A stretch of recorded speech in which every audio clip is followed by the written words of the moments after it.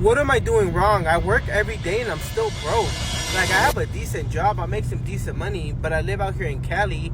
Like, bro, as soon as I get paid, I have all these bills stacked up, bro, that shit wipes me clean. Like, fuck, I got no money left over.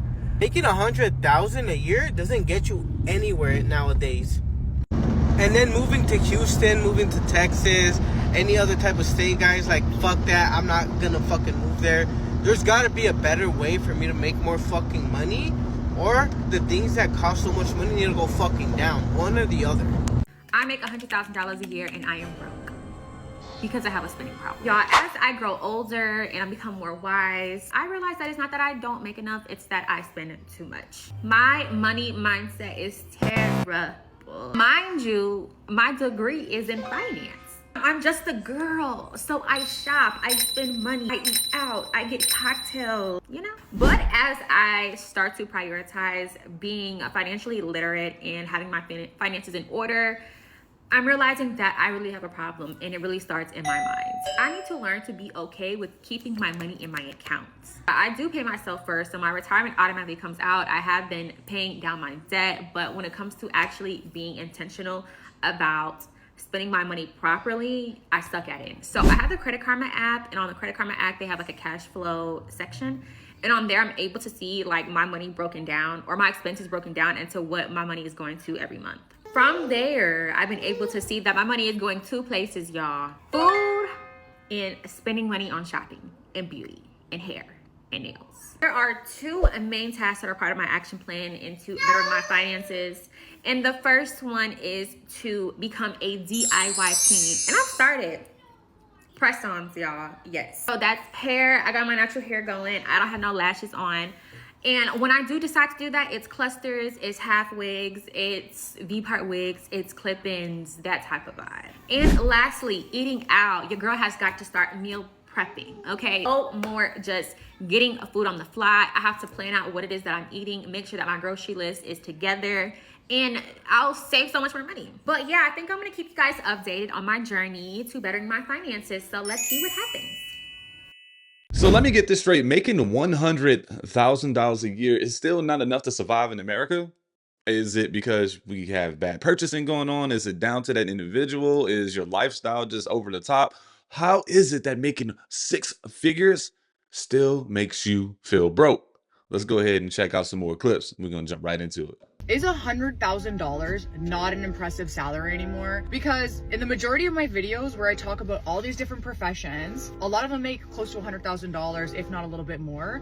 I'm getting a lot of comments where people are like, that ain't which blows my mind. Since I was young, if you told me I was gonna be making $100,000 in my 30s, honestly, I would have thought I made it. To me, back then, 100K, like that just sounded, I would have been like, you're rich, girl, you're rich. If $100,000 isn't cutting it anymore, what number are we aiming for? What would the average Canadian be comfortable making, knowing they don't have to stress about bills anymore? They can buy a house, they can go on vacation, they can live comfortably, they can live the Canadian dream.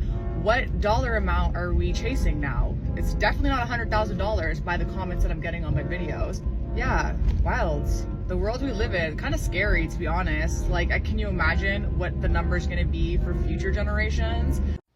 So we're living in this really interesting time where you can make $100,000 a year and still feel broke. So these are going to be the top cities where you're going to be able to go the furthest with your dollar. Texas actually has 10 of these cities, which is why you see this great migration of people coming in from more expensive places to live into Texas, because they want to be able to live like kings on a six-figure salary. Typically, if you wanted to see your dollar go the furthest, you're going to end up moving somewhere like Arkansas or South Dakota. But now you can actually live in a metropolis and still have that kind of higher end lifestyle that you've been looking for. So if you're a remote worker, you're worried about the economy, and you're making six figures, you want to see that money go further, you should really consider actually moving your family to somewhere that's going to have a lower cost of living. I make $100,000 a year. Am I poor to you? Yes, technically, yes. 100K is the new broke. A lot of people making six figures are still living paycheck to paycheck. This is no longer the early 2000s. Life is changing. Inflation is at an all-time high. The cost of homes, the cost of goods are so much higher.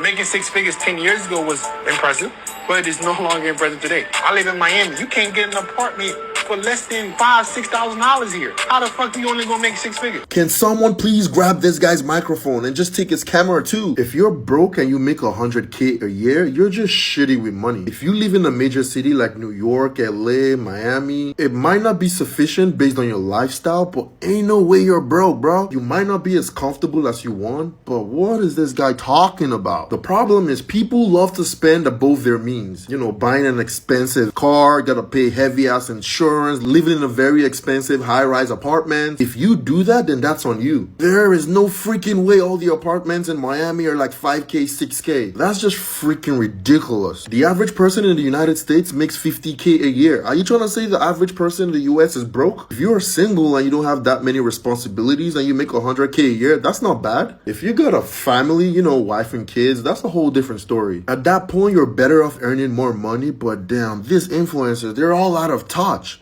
What you think of when you think of 100K, you're actually thinking of 200K. At 100K, it's easy, as a sales rep in particular, for you to feel broke. 200K, that's where you have that feeling of freedom. I can do whatever I want kind of a thing. So you got to make sure your OTE is at least 200. See, what I really think people just don't understand, the people that make 100K a year, they still pay a lot in taxes, right? So if you really think that you're making six figures, you're really not, because of the way you're getting taxed. You don't get any benefits. You just get taxed out the yin yang. And by that time, you probably made an investment in a very nice car. But a smart individual will probably buy a used car, something that they can work on, something that's reliable, and try to keep on pushing and save that car note, all right? Other people feel like they work so hard that they need, and they only have one life to live, that they want to enjoy something luxurious, like a car or a jet ski or a boat. Like, don't get me wrong, right? But it's not until where I would say, like, you want to get into that $130,000 range where you actually make it feel like you're actually making six figures. All right. So what do you guys think? Is taxes still something that makes you feel broke after making six figures? Let's just keep watching. I hate how people nowadays think that if they make 100K a year, they are rich. That is so far from the truth. 100K a year is nothing. Like, that is literally broke money. You gotta be making at least, I would say, 7 figures a year to be considered anywhere near rich, because that is going to get you somewhat closer to the life you want. It's still not a lot of money, but it will unlock things that you didn't have before. But 100K, I mean, 100K is not getting you anything. So you guys gotta get that out of your head. If you make a decent income, maybe that's 60,000, 80,000, 100,000, or even more, and you still feel broke at the end of every month, you're not alone, and probably you're not even bad with money. Let me tell you about Sarah and Mike. They made over $120,000 combined, and they had $88,614 in debt. They always felt broke. And the problem wasn't their income. It wasn't even really their debt balance. Their problem was zero visibility. What is the most you made in 1 month? Honestly, not a lot. Like, maybe like 100K. Not a lot. The fuck? Compared to the other people, I mean, and plus, we live in Miami. Like, obviously, everyone's still trying to make, like, more and more money. Like, I thought 100K was insane. Like, and it is an insane amount of money. But when everyone else is like... Jody, 100K is a lot. That's insane. Yeah, that's... That, I mean, what's your lifestyle like? No, seriously, now I'm actually like, oh, well, that's not a lot. What? I mean, it is a lot, yes. But, like, once I started, like, making money, I started, like, helping my parents, just doing everything I wanted to do and making sure, like, I was set for life and stuff. It fluctuates so much. So then, like, when you make, like, 90K a month, you're like, wow, like, I'm gonna be broke. And, like... Wait, 90K, you said? If you go down to, like, let's say making, like, 90K and then 80K a month and, like... Usually what happens with people who have the churn strategy is they have a really big Instagram following, then they convert it over to the OnlyFans. The first 2 months, they do amazing. After that, everything falls off, right? So that's usually what I see. And I try and tell girls that have big Instagram profiles are getting poached. By the way, the fucking OnlyFans managers, they come to the club every single night. Oof. And they're spending and they're bringing girls around and they're constantly trying to recruit new girls. They also love to go to Moxie's and recruit servers there. Just FYI. So one group of people that I feel really bad for, and I had this conversation last night at length with somebody, and that is like the bottom kind of 99% of guys who, you know, have normal jobs, 9 to 5s, whatever. I don't think people realize that even if you make like 100K a year now, which is probably considered a reasonably decent salary in most states in the US, you're still not really able to do anything. And I know that sounds bizarre, but if after taxes every month you're making, you know, $7,000, $8,000, then you take out, you know, rent, car payments, food, whatever else you pay for, gym membership, the fact is you actually don't really have that much left over. Let's say that you want to date somebody, you have to take them on dates, buy them flowers, whatever. all of that adds up to a point where most guys nowadays cannot compete. And it's funny because the girl I was speaking to this about, she'd never thought about this because she goes out to nice places, you know, does all that. She'd never really realized that there probably was like the vast majority of guys that she's never even interacted with that just have normal jobs working at like Target or whatever they do. And I think it's sad, honestly. And I've been in that position myself before. You know, I used to work in a grocery store when I was 18 at the night shift. And yeah, it's pretty eye-opening when you actually think about it. People making 100K are still broke because their lifestyle just keeps going up and up. More money doesn't fix bad habits, it's just funding them. That was the shift for me. I stopped thinking I need to earn more. I started thinking I need to manage money better because it's not income that builds wealth. It's what you keep and invest. Realizing this stressed me out, but it also changed everything. If you make $100,000 a year, you're broke. Now, before you get mad, let me explain. See, when you make $10,000 a month, you're living paycheck to paycheck. You might be able to save $500 to $1,000 a month, but in reality, you're still struggling. At $20,000 a month, you're a little bit more comfortable. You're saving a little bit more money, but you still can't live that life that you want to live because you still don't have enough money to actually save and live that life. At $50,000 a month, you can live the social media life, which means you get a supercar, you get a nice house, and you can travel once in a while. But at $100,000 a month, that's when life becomes comfortable. You can eat whatever you want, you can buy whatever you want, you can travel wherever you want, and this is where money starts feeling fake. 6 figures is no longer enough. I don't know how y'all are surviving in the US economy.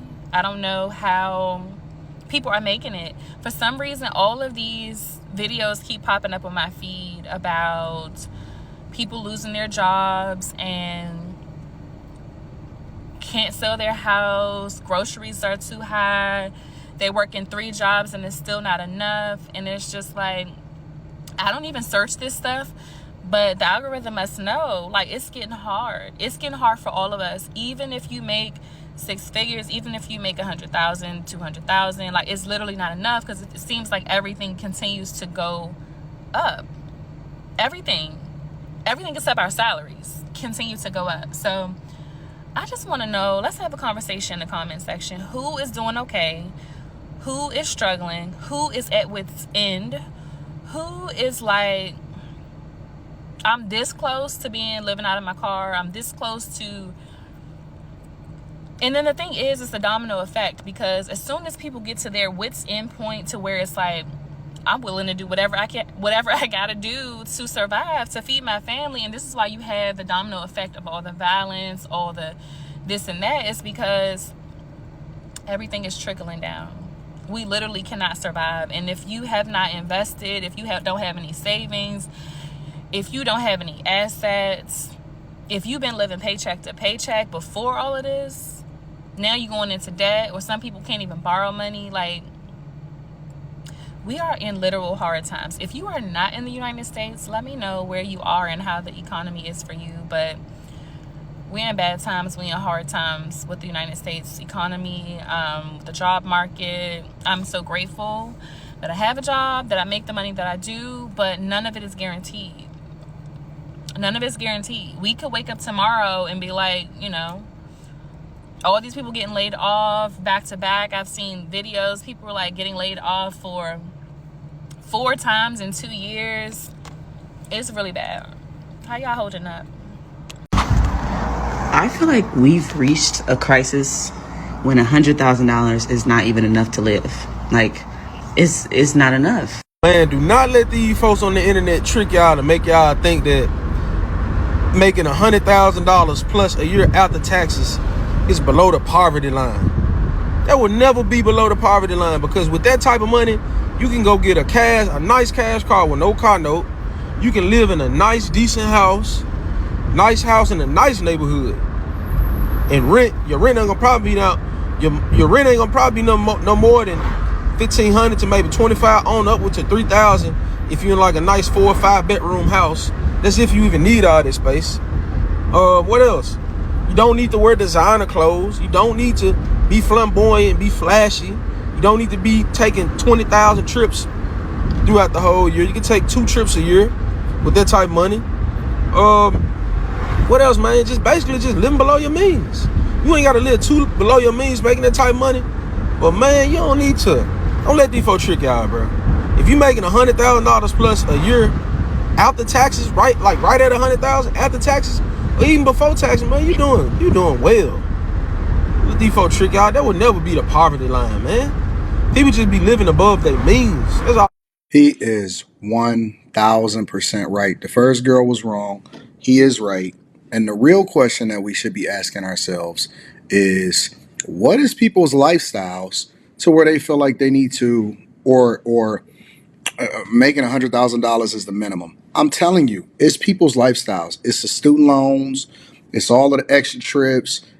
The number one reason that they really get into it is the car notes. It's the car notes, bro. Everybody got to ride a baby Benz, or they got to do something that impresses other people. Stop letting these people trick you. Today, right now, I believe that if I was to retire and if I'm just chilling on $100,000 a year, meaning that that's the thing that I have to survive off of, I would do well, because I would modify my lifestyle to reflect what my income is. And I still got whatever it is that I got in my assets, right? I've been able to acquire a decent amount of properties and a decent amount of residual income to where I could really just ball out if I wanted to. But if I was to just be living off of $100,000 a year, I would still be able to put money into my 401k and my retirement. I would still be able to save. I would still be able to stack. And it's really just because I'm living below my means. The first thing that I would do is I would just get a paid off car, or I would just drive a car that's already paid off. Your car note is the number one wealth killer. I'm telling you, your car note, listen to what I'm saying. Your cars is the number one wealth killer. That and student loans.